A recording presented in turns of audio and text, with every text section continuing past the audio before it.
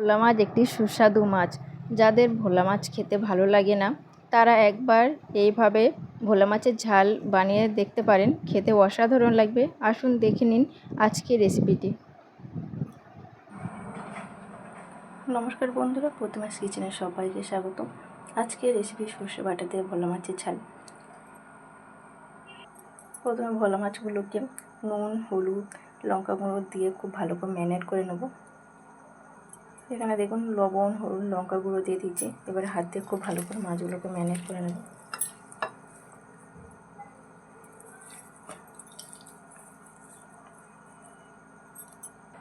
এখানে দেখুন মাছগুলো আমি খুব ভালো করে ম্যারিনেট করে নিয়েছি। আর এখানে দেখুন কড়াই বসিয়ে দিয়েছি। কড়াইটা খুব ভালোভাবে গরম হয়ে গেছে। এর মধ্যে দিয়ে দেবো তেল।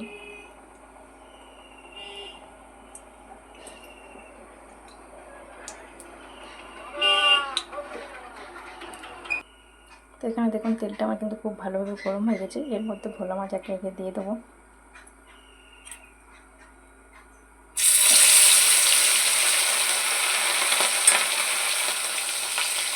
লাল লাল করে ভেজে নেব।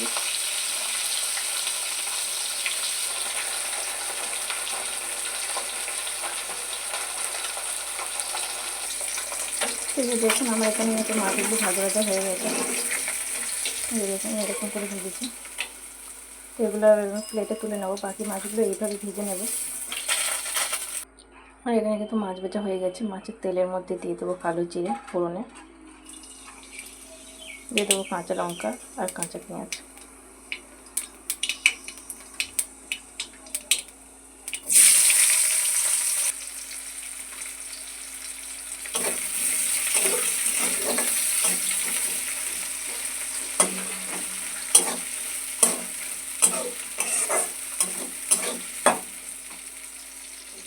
লাল লাল করে ভেজে নেব। আমার এখানে পেঁয়াজটা ভাজা ভাজা হয়ে গেছে। এর মধ্যে দিয়ে দেবো টমেটো কুচি,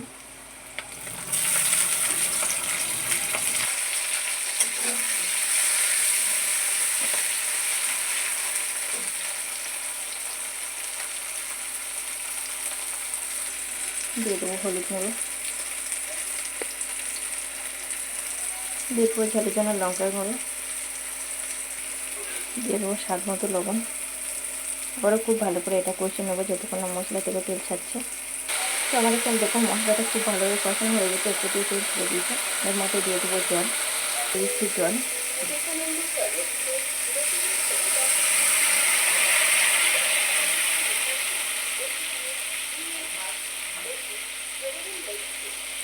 এবারে এটা আমি ঢাকা দিয়ে খুব ভালো করে ফুটিয়ে নেব।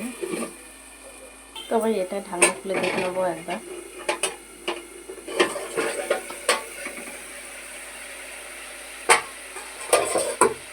তো এখানে দেখুন খুব ভালো করে ফুটে গেছে। তো এর মধ্যে দিয়ে দেবো সর্ষে বাটা 1 চামচ, দিয়ে দেবো ভেজে রাখা মাছ,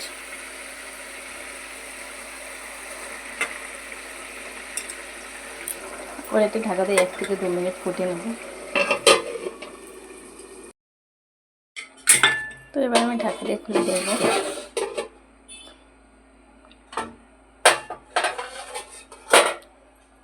তো এই যে দেখুন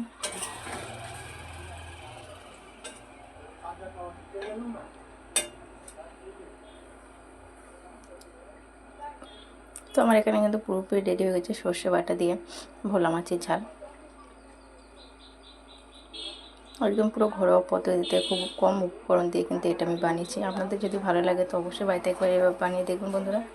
নমস্কার।